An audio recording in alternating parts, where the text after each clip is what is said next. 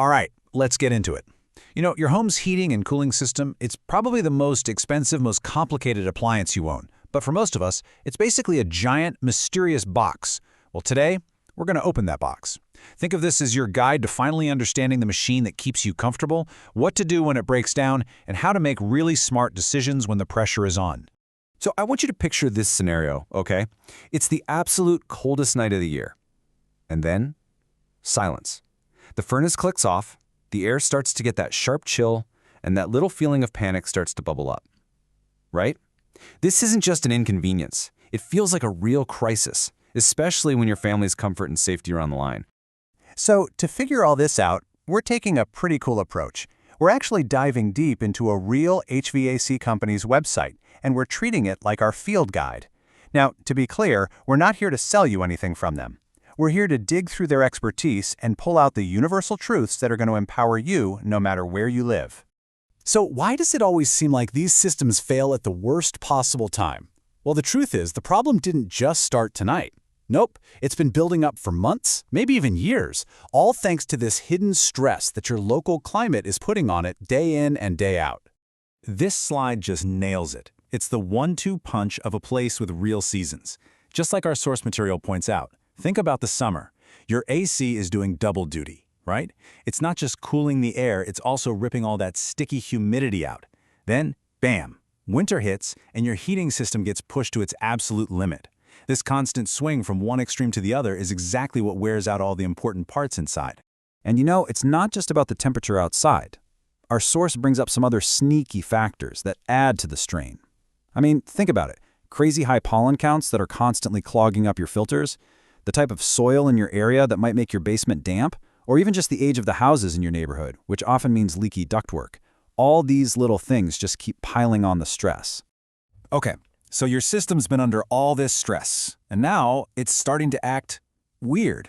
You're hearing strange noises, it's doing funny things. It's time to translate some of that technical jargon so you can actually figure out what's going on.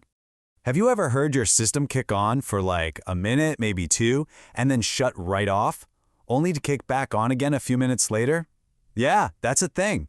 It's called short cycling, and as our source notes, it's a huge red flag. It's kind of like starting your car's engine and turning it off every 30 seconds all day long. It causes massive wear and tear, it wastes a ton of energy, and your house never even gets properly comfortable.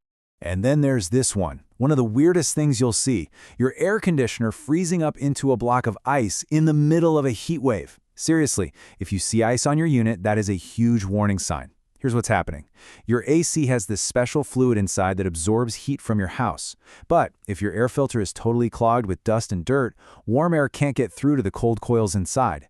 Without that warm air, the coils get so cold that they literally freeze the moisture right out of the air, and that can do serious damage to the heart of the system, the compressor. So, the big takeaway here is that these problems, they aren't random. They are specific symptoms that point to specific causes. And when you can call a technician and say, hey, my coil is frozen, instead of just, it's making a weird noise, you are already miles ahead. You're on the fast track to getting the right fix. And that brings us to the moment of truth. The technician has found the problem, and now you are staring down what is probably the single most expensive question a homeowner has to answer about their system. Do you pay for this big repair, or is it time to replace the whole thing? Man, it's such a tough spot to be in, isn't it? The tech is standing there, waiting for an answer, your family's uncomfortable, and you're looking at a pretty hefty repair bill. So how do you know? How do you decide if you're making a smart investment in your current system, or if you're just throwing good money after bad? Well, it turns out, buried deep in the FAQ section of that company's website, we found something really powerful. It's a simple rule of thumb that can take a lot of the guesswork and stress out of this big decision. They call it the $5,000 rule, and it's actually just a simple little piece of math. You take the age of your system in years, and you multiply it by the cost of the repair. If that number you get is more than $5,000, the guideline suggests that replacement is probably the smarter financial move in the long run. And here's exactly how that plays out. Let's say your system is 12 years old, and you get a quote for a $500 repair. Okay, so you take 12 times 500, and that gives you $6,000. Since $6,000 is over that $5,000 mark, this rule says it's probably time to start looking at a new, more reliable system. Okay, so whether you decide to repair or replace, you're going to need a professional you can actually trust. But how do you spot a great one from a not-so-great one? Let's build a little checklist of what a truly top-notch service experience should look like. What we're going to do is break down all the promises made on our source website and basically turn them into a universal checklist for you. This can be your secret weapon for checking out any service professional that you call to your home. A really professional service call should feel like a smooth, three-step process. First, when you call, you get a real person on the phone who takes your details and gives you a clear arrival window. Second, the technician shows up, finds the root of the problem, and gives you a firm, upfront price before they touch anything. And third, they do the work, they test it to make sure it's fixed, and they clean up after themselves. Simple as that. And beyond just the process, here are 4 key things to look for. Do they actually have real people answering the phone 24/7? Is their truck stocked with common parts so they can probably fix it on the first visit? Do they give you that price up front with no surprises? And maybe most important of all, are they giving you an honest diagnosis without trying to upsell you? This quote from our source material really says it all. A true professional, they give you the facts and then they let you make the call. Their job is to inform you, not to pressure you with scare tactics. That right there, that's the foundation of trust.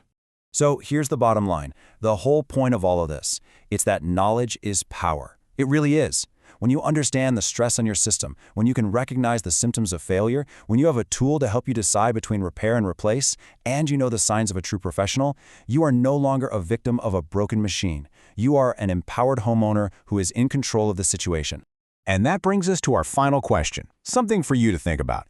After everything we've talked about, do you see your HVAC system as just another appliance you fix when it breaks, or do you see it as a valuable asset that you need to protect? Because your answer to that question will completely change how you care for your home.